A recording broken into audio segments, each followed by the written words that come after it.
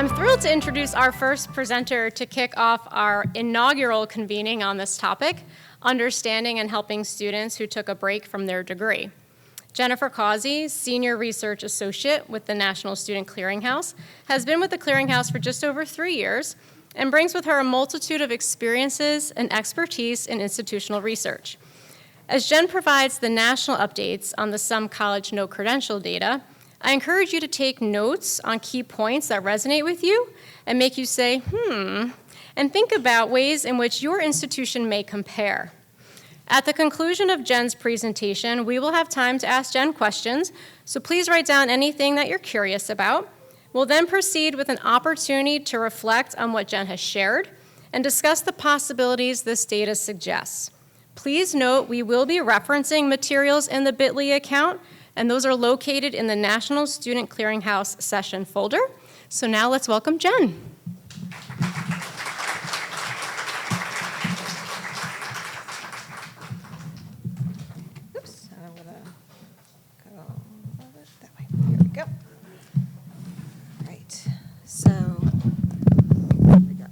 Thank you, Donna, for that lovely introduction. As she mentioned, I'm Jennifer Causey. I'm a Senior Research Associate with the National Student Clearinghouse, and it's been great to come to you today to kind of give you some national perspectives, and I threw in a little bit of New Jersey statistics as well in terms of this population. I actually hail from New Jersey, Somerset County native, so it's actually been nice to kind of come home for a little bit and speak with you today. So, kind of going into a little bit, you'll notice that I say credential rather than degree. And I wanted to just give a quick kind of clarification of why we kind of chose to go with that language and verbiage, because I'll be referencing that a lot throughout this presentation. And it's mainly because what we also focus on, in addition to just students who obtain associates or baccalaureate degrees, things of that nature, we also focus on students who obtain certificates. And so we figured by using credential, having that more broader language would capture that population as opposed to just making people not assume that otherwise. So I wanted to just throw that out there, but again, that's just the verbiage we go with, and that's why we would do it.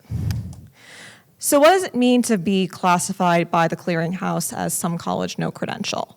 So there are a multitude of different ways that people can identify as Some College No Credential. There's lots of different periods in terms of how long do you identify a stop out? Does a student who stops out for 6 months, are they Some College No Credential? Is it longer? What do you kind of go with that? So we decided to standardize our definition a little bit, and so these are some of the parameters I'm just outlining here below. So basically, we grabbed anybody within our system as early as 1993, because that's when we first started tracking. So that's one element I just wanted to bring out to you in general. And then we looked at those who did not have a valid, they had to have actually touched post-secondary education in some capacity after they turned 18. Again, we wanted to just make sure that going beyond just dual enrollee students. So touched post-secondary education in some capacity, valid enrollment after they turned 18, and did not have a valid full-time or part-time enrollment record for at least 18 months. So for this particular study period for our update, they did not have a valid enrollment between January 1st, 2020 and July 31st, 2021. So additionally, they did not earn a credential prior to July 31st, 2021. And we also focused on undergraduate students only.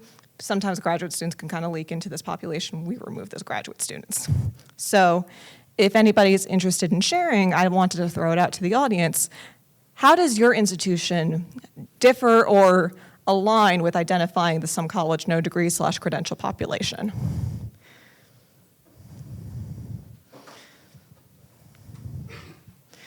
If anybody wants to. Raise your hand if you want to talk, otherwise I can keep going.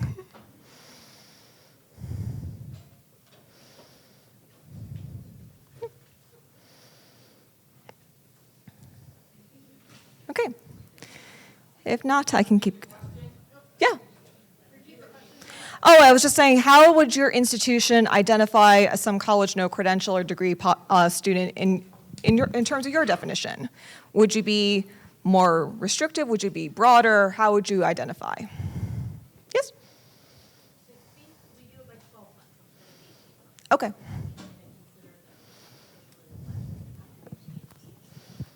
Okay. Apologies, do you mind if I have you repeat that? Sure. And say where you are from. Okay. So I'm from Centenary, and we use a 12-month time frame to determine that they've officially been out of our system long enough that they're not considered able to return without reapplication, and that's when we start to re-engage them again. Got it. Good to know. There in the back.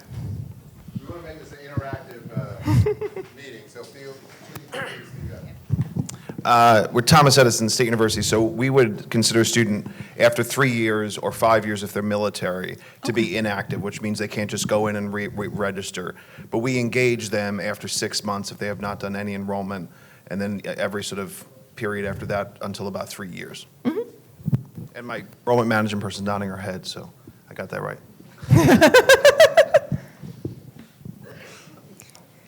Hello. Hi, everyone. Good morning. Jane Sanchez Swain, Montclair State University. Based on our readmission, we would, allow a student a year of being out before having to reapply. However, I work specifically with degree completion students. Our admission criteria identifies them having been out of school for at least 2 years. However, as I've been evaluating since our launch, I like to look at the full trajectory of their enrollment, because for many students, what I'm finding is they might hop back for 1 semester, then leave for another semester, then hop back out for a year. So I look at the big picture to see, well, how long has the student been at this? How many gaps, how many institutions maybe have they been a part of, to really identify, do they meet the profile of being an adult that has been at this for, let's say, 5, 6, 10 years plus. Right. I do think that's a gap that we shouldn't rather just look at how long they've been out, because they might have been out for 10 years before coming back to finish their associates, and now they want to continue, so just a thought. So again, kind of going back to recap a little bit. So for us, we looked at students who had an 18-month gap in terms of valid full-time and part-time enrollment. So when we looked at this population last year, again, those who stopped out between January 1st, 2019 and July 31st, 2020, there were over 39 million some college no credential students in the United States and the U.S. territories. That number has now grown roughly 1.4 million, about 3.6%, to 40.4 million as of this year, or as of July 31st, 2021. So again, the number is growing, and so we have more and more students who are continuing to stop out. This also factors in about roughly 2.3 million students, I'll get to them in a little bit, where basically their last enrollment was sometime in 2019, and they haven't kind of re-engaged. So they're what we call recent stop-outs. We identified them newly this time for this particular study. So wanted to kind of just then break it down a little bit in terms of overall breakdown and then also enrollment potential. So I have here a lot of data, so it's okay. You can take some time to digest this. It's both for national, and I also provided some New Jersey numbers, along with providing kind of, I don't want to call it a rank, but I wanted to call it like, where is New Jersey kind of within the rest of the 50 states, is a better way of putting it. So again, we have about 40.3 million some college no credential students in the United States. About a little over 792,500 are in the state of New Jersey. And so when we also talk about state, we talk about state of the institution where they last attended rather than the student's home state. And that's also to enable us to kind of parse out primarily online institutions, multi-state institutions, things of that nature. So again, 792,000 for the state of New Jersey. That's roughly 12th if you think about it in that regard. So that grew roughly, if you're looking at it from a percentage point, similar on par to the national picture. The population grew 3.4%, or roughly about 26,000 students from the previous year when we looked at this population. Now, the third column, I'll explain in a little bit more detail, because when you look at it in terms of just strictly numbers, the quote-unquote most frequent 3 states are usually like California, New York, Texas, Illinois, as you go further. And then it's not really reflective of those states in particular, it's more reflective of their population sizes. So one of the other ways we wanted to look at how some college no credential population was looking at it in terms of the perspective of, well, how many undergraduate students are currently enrolled in these states? And then looking at it in terms of like, well, out of every 1,000 undergraduate students, here's how many you have that are some college no credential. And that's what that third column is signifying. So nationally, for every 1,000 undergraduates currently enrolled of the 21-22 academic year, there's 2,346 some college no credential students nationwide. When you look at it for New Jersey, of every 1,000 undergraduates enrolled, 2,361 are from the state of New Jersey. So just putting that into perspective as well in terms of here's your population that you can outreach for versus how many you have coming into your institutions right now. This time this year, we actually focused on 2 additional subpopulations. Within some college no credential, there are potential completers. So potential completers are those who completed at least 2 years worth of full-time enrollment within the last 10 years prior to stopping out. Now again, we focused on the last 10 years because if we looked back further, sometimes even if they were enrolled for a longer period of time, those credits might not always be applicable when they come back. So again, we focused on the last 10 years. So that is roughly about 7.3% of the population nationwide, or roughly about 2.9 million students, are some people who are potential completers. For New Jersey, it's 8.1%, or roughly about, well, close to 64,000 students we can be identified as potential completers. So recent stopouts, again, these are these students who were last enrolled sometime in 2019, dropped out, they did not enroll within that 18-month period, newly identified compared to the previous years as some college no credential population. That's roughly 5.7% of the national picture, so about 2.3 million students are recent stopouts. For New Jersey, that's about 5.4%, or roughly a little over 42,000 students.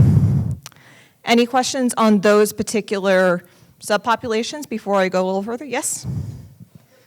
For the potential completers, you're using 2 years' worth of full-time enrollment, and how would you apply that to the 2-year institutions who have associate's degrees and credentials that are less than 2 years? So it's, again, when institutions are reporting information to the Clearinghouse, they can talk about whether a student is full-time, half-time, three-quarter time, part-time. So when we say full-time, it's like full-time equivalent enrollment of what they're enrolled for. So not necessarily their degree, but whether they were enrolled full-time for a semester or something of that nature. Does that make more sense? I think the question's about the 2 years. Yeah. For us, a potential completer would have less than 2 years of full-time enrollment. Got it. Mm-hmm. If they would conceivably have 60 or more credits at that point. Fair. No, it's a good point. I think we were just kind of trying to standardize across the population, but we can always look into that a little bit deeper to kind of parse that out for the 2-year institutions. It's a good point. Thank you. Anybody else?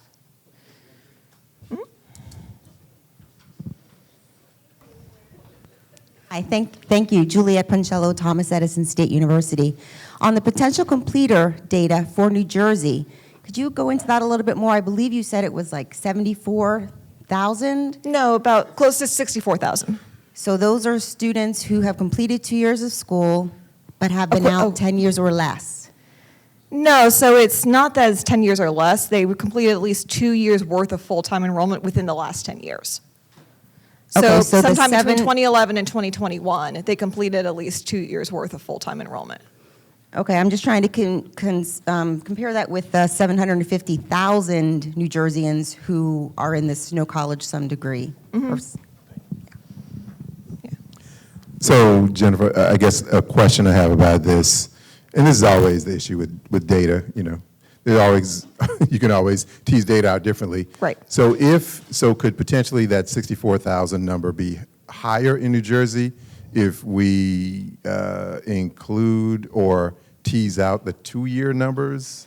Right, so if we adjusted our parameters to say like, okay, for 2-year enrollment, if we made this something a little bit different, that could be higher, yes. Again, we kind of just did flat 2 years worth. So that's where that can come from. So yeah, it could potentially be higher if you factor in 2-year enrollment. And I guess the question I have about the potential completer, kind of leading up, following up on the Thomas Edison question, was, 64,000 out of almost 800,000 is, a big fall off as far as potential completers. And I understand the whole idea of people who've been in school within the last 10 years, but that's a huge delta. Is there any potential to, I guess the question is about looking at how do we get those potential completer numbers up? And so we're just trying to beat the bushes to get as many people enrolled as possible. And if that potential completer number was 100,000, it would help us target more individuals that could re-engage with the campuses. And so I think the 2-year, I'm really interested about teasing out the 2-year. Right. numbers, I think the 2-year element is worth it to kind of dig into a little bit deeper to kind of figure out and see if there's more to, especially get across that finish line, because when they go further into the presentation, these students actually do behave differently compared to the overall population.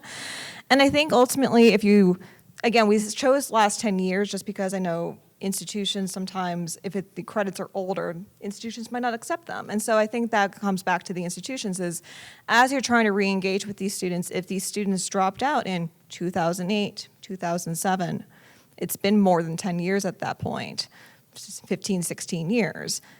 Are you gonna allow those credits back? Is that credits that you want them to retake? That's, I think, a question that then comes down to, as you're trying to re-engage with these students, some of the hesitancy might be, I've been out for too long, do I have to repeat everything they already paid for? No, all good questions, thank you. All right, so I wanted to kind of break down these populations a little bit by their age when they were last enrolled in post-secondary education, because they do, again, like I said, these population groups tend to behave a little bit differently. So when you look at the overall some college no credential population, most tend to be between the ages of 20, last touch between 20 and 34 years old. So slightly more for our 20 to 24-year-old population, and then also roughly about 16.1% touch between, or last enrolled between the ages of 18 and 19. And then 13.9% were last enrolled between the ages of 25 and 64. When we narrow down to potential completers and recent stopouts, those numbers shift. So for recent stopouts, many more tend to be around 18 and 19 when they were last engaged in post-secondary education. But nearly a quarter of them are younger than 25, or were younger than 25 at the time of, or younger than 20 at the time of stopout. 34% were between 20 and 24. So again, you're looking at younger students in this case. Potential completers, also notable, especially when you think about it in terms of the 2-year enrollment element. Over 55% of them were between 20 and 24 when they stopped out. And very few were actually under the age of 20, only 5.5%. So again, as you're thinking of your engagement, as you're thinking of these students, again, when they last touched, it is going to behave a little bit differently. And that's something important to keep in mind, because this population is getting older, nationally speaking. So you can see that most students tend to kind of re-enroll, be younger than 35, and we can get into that a little bit later. But the median age is about 40 years old for the some college no credential population nationwide. Basically, the share of recent enrollments is shrinking with age. So for those who stopped out within the last 10 years, it does get smaller and smaller as the students get older and older. And so you want to kind of think about that for your own institutions in terms of, again, how are we engaging with these students? There's going to be a lot kind of going on with there because, again, most re-enrollees tend to be younger than 35 when they come back. So what I want to also point out in terms of this is that the some college no credential population, and I'll get into some caveats in a second, are a lot more diverse compared to the overall undergraduate population. So for current undergraduate students as of 2021, 2022, that's roughly about 17 million students. Slightly over half of them are white, and then you see that about 20.9% are Latinx, and then about 13.8% are Black, and then about 6.8% of them are Asian. Now, with the some college no credential students, it's a little bit more varied. Now, I want to kind of get into a little bit of a caveat in terms of the Clearinghouse didn't start really collecting reliable racial ethnic data until about 2012. So if we took a look at the whole population going back to 1993, we'd have 68% of them with an unknown racial or ethnicity reported. So we decided, okay, let's narrow this down a little bit more. So we looked at students who started college in 2013 or later to get a better breakdown in terms of race ethnicity that's not muddled because of unreported data. So that's what's going on with that. So when you see that 8.5 million, that's why that's smaller than the 40 million. Just wanted to kind of put that all into perspective. So with that, 44.9% are white, 23.6% are Latinx, 19.4% are Black, and slightly fewer are Asian, 3.5%. So again, this is a more diverse group, and I just wanted to kind of bring that out as you kind of think about this as well in terms of re-engaging with students. So that's what I'm going to say in terms of the overall demographic makeup of the some college no credential population. So the Clearinghouse looked at 3 different metrics in terms of how students re-engage with post-secondary education. So the first one is re-enrollment. So again, as of July 31st, 2021, 40 million some college no credential students. How many of them came back in academic year 2021-22? So again, from August 1st, 2021 to July 31st, 2022, how many of them came back? So in that case, over 864,800, or 2.1% of the 40 million, re-enrolled in post-secondary education. Might think, hey, that's a pretty good number. That number, though, is down 8.4% from those who came back in 2020, 2021, when we had about 944,200 coming back. So again, even though students are re-engaging, it's still at a lower rate compared to the previous year. And if you're thinking about the New Jersey numbers, which I'm going to put a quick plug, we actually have our state dashboard on our website with the report. It's in the meeting information deck as well. You can kind of take a look at New Jersey numbers and see how they are. It's roughly a little bit over 12,000 students came back during 21, 21, 22. So for first credential, so again, students who obtained a credential in 21, 22, and came back and got that degree. So that's about 53,300 of the students nationally, or about 0.1% of the 40 million, came back and got a credential within a single year of re-enrolling. Now, there's roughly almost 60,500 students who got a credential last year, so that number again is down about 11.6%. New Jersey, for this year, it's roughly a little over, close to 800 students came back and got a degree and got a credential in 21, 21, 22. Now, and again, I wanted to just make sure for both the re-enrollment and the first credential, and also for the third metric, all outcomes are kind of referencing students between the ages of 18 to 64. We kind of use that threshold just because, again, prime working age, things of that nature. So again, just want to throw that out there. Perseverance. So this is the third metric because it's not just important to have students come back and re-enroll. They can always get a credential in the first year, but can they go back even further? Can you have them stay engaged? It's one thing to get them into the door, and it's another matter to make sure that they stay engaged. So this is perseverance. So this is a little bit of a different population because we have to go 1 year back.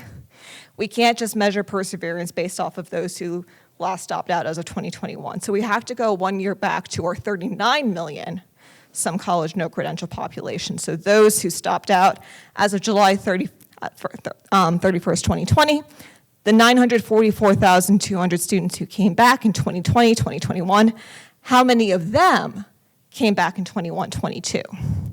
And that number is about 508,700. So 53.9% of students came back in 21, re-engaged in 21, 22, and continued their enrollment. For New Jersey, it's a 55% perseverance rate, just bringing that out there. That number is roughly down about 4.6% compared to those who persevered last year, where it was about 531,700. Despite all of this talk, though, of numbers are down, numbers are down, numbers are down, I do want to point out something enlightening with this population, though, is that 2 years after re-enrolling, 145,900 of them got a degree either in their first or their second year of re-enrolling. So 15.4% of these students who re-enrolled got a degree. So 6.4% earned in their first year of re-enrollment, and then about 9% or 85,400 earned in their second year of re-enrollment. So again, it's important to bring that up because if you allow and re-engage with these students, if you get these students to come back, you can give them the push they need to cross that finish line to get that credential, and that's all the more important. So going back a little bit to re-enrollment. So re-enrollment rates, again, I talked about how the overall some college no credential population, 2.1% re-enrollment. With potential completers and recent stopouts, those re-enrollment rates were a lot higher. So yes, their populations are a little bit smaller, 2.9 million, 2.3 million. But 6.1% of potential completers re-enrolled in 21-22, and 9.4% of recent stopouts re-enrolled in 21-22. So close to or over 200,000 of these students came back. And I think that's really important to point out because, again, they recently touched higher post-secondary education in some capacity. So you have that better opportunity to reach out and grab these students.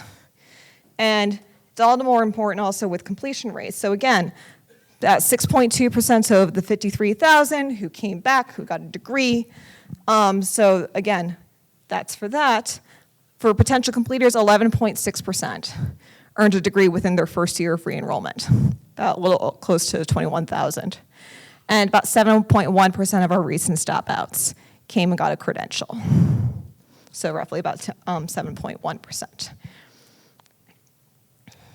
So when you look at age distributions amongst re-enrollees and first-year credential earners, so this is actually all on our national dashboard. So if you go to our national dashboard, you can take a look at the overall population. You can filter down to potential completers. You can filter down to recent stopouts.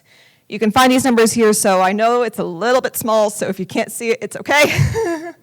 We also have a little bit of a heat map. So what I really want to kind of point out here is that, again, for those who are kind of re-engaging or recent stopouts, yes, they were mostly younger, and you see that mostly they're a lot overwhelmingly more younger as they're kind of re-engaging.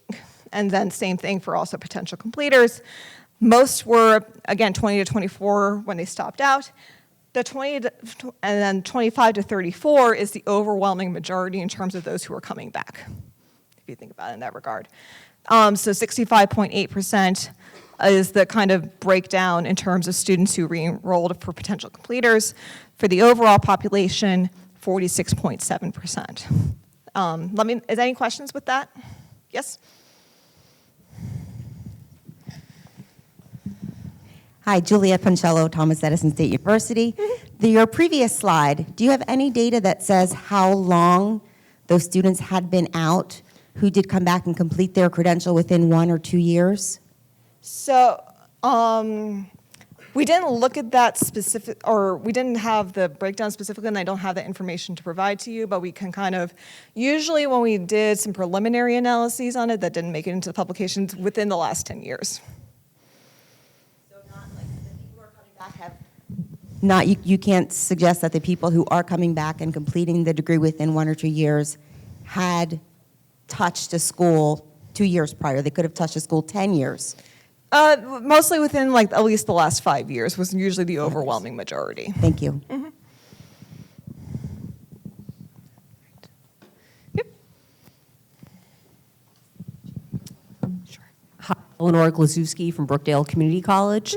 What significance are you seeing the pandemic is playing in some of these numbers? And are you seeing anything, I know it's very preliminary in terms of 2023, but now that we're kind of out of the scariest points, right? You know, where life completely changed and we didn't even know where to start. Are you seeing anything, any preliminary kind of things in this first half of 2023 potentially that might speak to people re-engaging because now they're in a better place? Curious. So when we see kind of for next year's study, I think we'll probably be able to answer that question a little bit better, just because, again, we'll be looking at academic year 22, 23, and that we might see either maybe some uptick. I mean, the numbers being down for 21, 22 could be more pandemic related. We can't be sure with absolute certainty. And again, though, at the same time, we might see more students stopping out in general, and that could be impacting some of these rates as well, because again, with this population, even though, again, 2020 to 2021 is part of within that first wave of the pandemic, it's covering those students who might have been enrolled in spring 2020 before the shock happened. And so that's why with a lot of the national numbers, we can't really say like, oh, this is mainly pandemic driven, because it's still hard to say. So I think next year's study will probably provide some more enlightenment in that regard. Excuse me. Similar question. Have you taken a look at these numbers in relation to unemployment rates and other variables in terms of the up and downs and of re-enrollment and persistence for this population? I'm hypothesizing that it may be more sensitive, that some college no degree may be more sensitive to variations in economic circumstances, and their decision to return or not return or continue or not continue may be more reliant. So I'm just curious to what extent you've looked at that. It'd be very interesting to draw those connections. Unfortunately, at this time, we can't really connect those in terms of unemployment rates or things of that nature. Going forward, we might be able to kind of dig in a little bit more in terms of some economic elements, but at this point, not yet.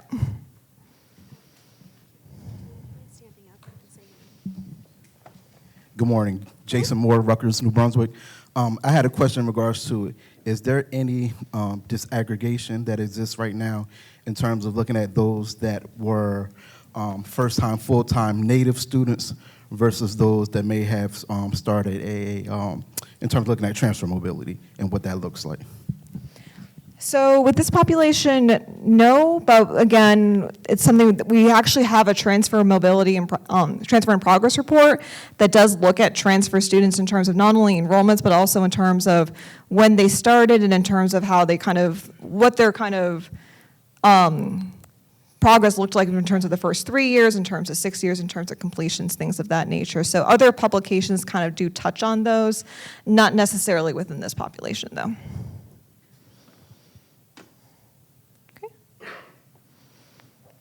But actually, speaking on pathways leads very aptly to my next slide. So basically, what I wanted to illustrate with this is looking at, for those who do re-enroll, do they come back to the same institution? Do they go to a different institution? For the overall some college no credential population, most, 61.2%, attend a different institution from the one they last attended. If you look at potential completers and recent stopouts, those actually kind of go down. More students kind of tend to go back to the institution where they last touched. So 54.6% of potential completers who re-enrolled went to a different institution, and that number is even lower for those who we identified as recent stopouts. So 47.2% went to a different institution, while 52.8% went back to the same institution where they were last enrolled. In terms of notable pathways, we have kind of a bunch of, students can kind of go everywhere. So we looked at this in terms of, did they return to the same institution and the type of sector? If they return to a different institution, what sector did they go into? So again, I just kind of grabbed notable 5 just to illustrate for this, but there's many other combinations that are available in our appendix. So most common, regardless of the overall population or potential completers or recent stopouts, is students who left and returned to the same community college where they were last enrolled. So for total re-enrollees, 24.7%. Potential completers, it's about 22.5%, and it's higher for recent stopouts. About 31.3% of those of recent stopouts were at a community college and returned to the same community college. The next most common across most of the groups is those who return to a different community college from the one that they stopped out at. Higher for the overall population, slightly lower for potential completers. 14.4% of overall re-enrollees went to a different community college from the one they stopped out at. Now, The third one is not, if you're following the total re-enrollment, it might look a little weird. It's like, well, that's ranking's a little bit out of order. I chose it because of potential completers. 11.1% of potential completers returned to the same public four-year institution where they stopped out. And I think that kind of touches on your notion a little bit in terms of how this population was defined. So just wanted to bring that out there. Then you have a lot of students who, 6.1% of total re-enrollees who were at a community college who then went to a primarily online institution. So primarily online institutions, what are those? So we identify primarily online institutions as institutions who, according to IPEDS, over 90% of their students, undergraduate students enrolled, are engaged in 100% distance education. So that's what we mean by primarily online institutions. We have that list available usually. So, and then also public four-year students who actually went to a community college instead kind of rounds up the notable trends in that regard. So looking at success and progress and kind of breaking it down in terms of racial ethnic groups. Overall, so this is related to the perseverance population. So again, those students who came back in 2019, 2020, who then re-enrolled again in 21, 22. So again, of the close to 944,200, 53.9% persevered, and 6.4% earned a degree. I kind of mentioned this before. That leads to a total success and progress rate of 60.3%. And it does differ in terms of race and ethnicity. You see that it's slightly higher for Asian and white students. So again, you can see, though, that generally in terms of the credential rates, they're pretty similar in terms of racial ethnic groups. It's more of the perseverance rates, so those who are making sure that these students are kind of coming back. That's where you start to see some of these disparities a little bit.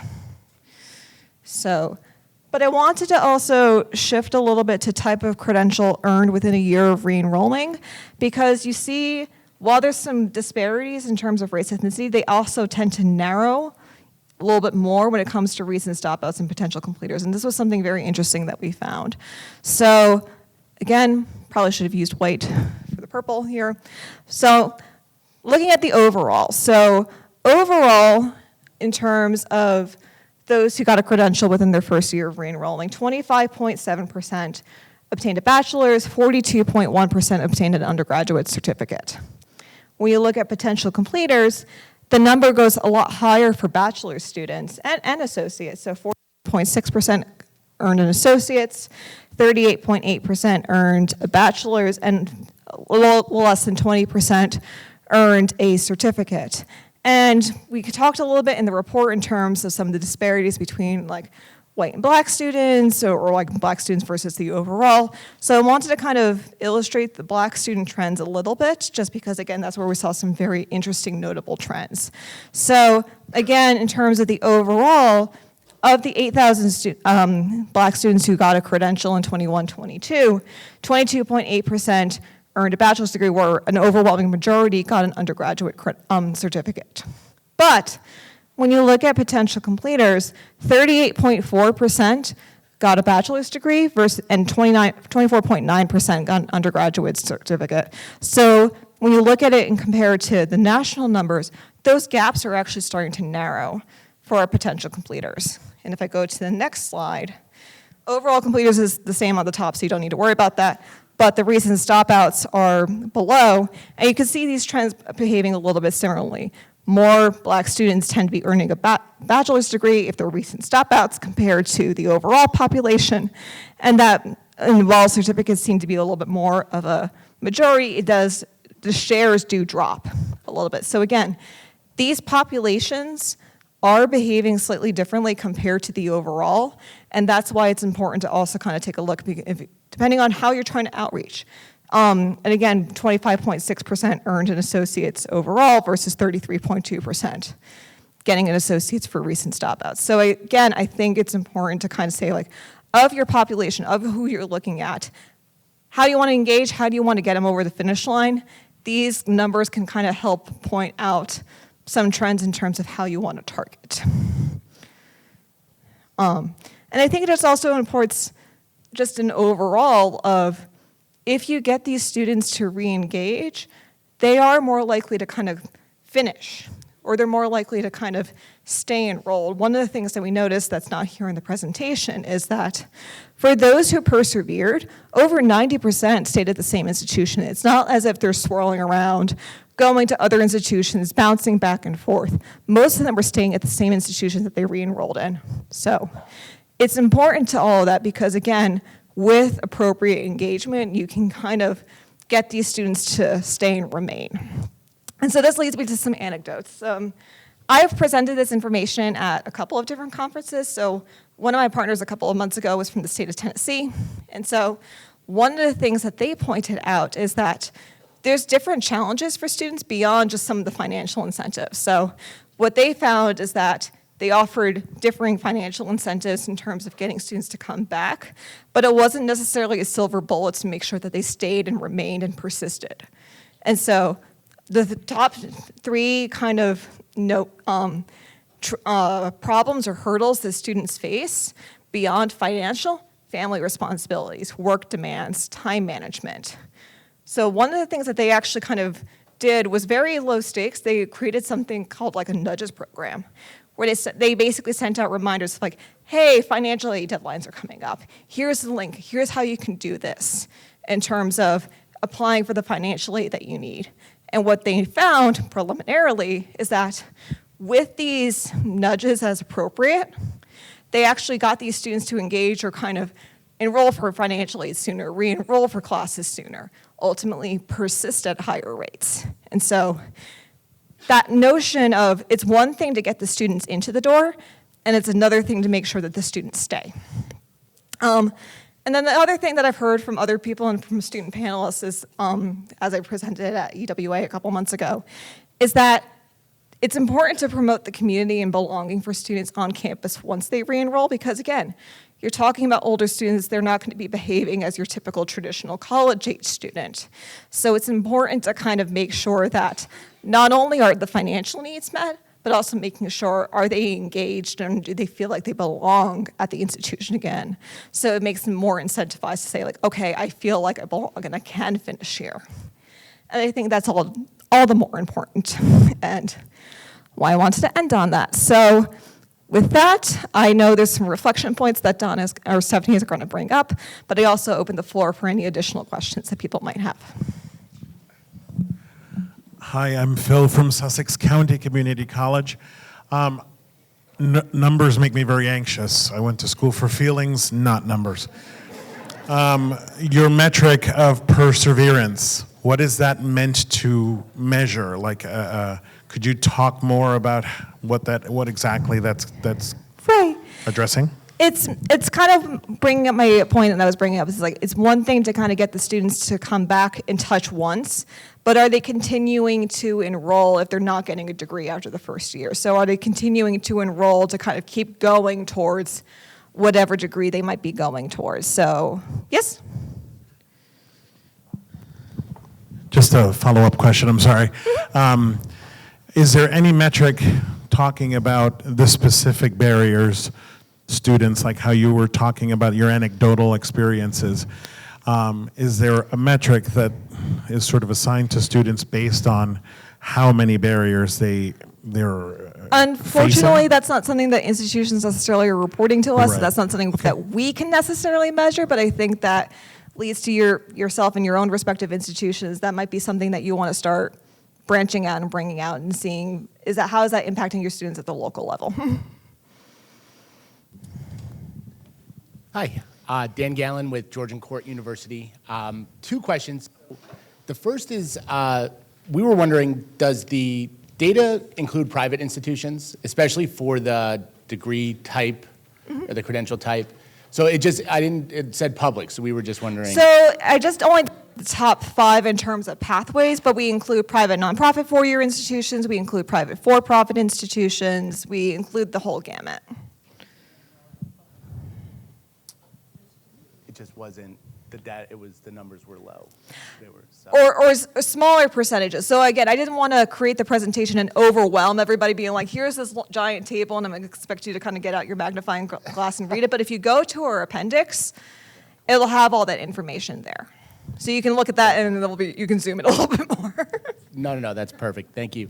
And then the other question is regarding part-time students. So when you look at a potential completer, is that basically if a student was enrolled for 5 years consecutively as part-time, 6 credits, they wouldn't be considered? Just because when you look at those types of barriers, that usually leads to students needing that type of part-time environment. So again, I think it's like at least 2 years worth of equivalent full-time enrollment. So roughly we're in terms of time. So I think actually I want to go back and just make sure, but I believe that actually would cover that. So it's not just like only full-time, but like it has a rank. We kind of ranked it in terms of like full-time kind of got this number of weeks enrollment, part-time got this number of weeks. So if the student was enrolled for 5 years at consistent part-time enrollment, that actually would get covered there. So that's why I said roughly full-time equivalent enrollment as opposed to solely full-time enrollment. Hi, I'm Rachel from Violet PR. My question is, do extracurricular activities and programs like student-run organizations and clubs have a positive effect on students' perseverance? I would argue anecdotally, yes. So I think, so one of the things I heard from student panelists back in January is like, there was one student who came back who decided, I want to create a mother's group on campus because I want to be able to kind of have that support network, have that support community. And having that engagement did help, I think. Again, I think it's more, I can't say for the national level, I would just say more for anecdotally, any kind of engagement in terms of activities or ways to kind of get students connected to feel like they belong to the campus is all especially important.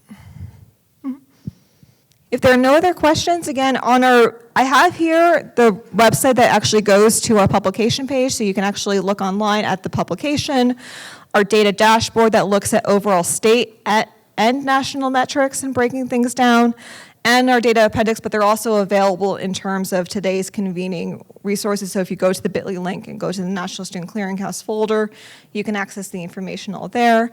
Again, my name is Jennifer Causey. If you have questions afterwards, my email is jcausey@studentclearinghouse.org.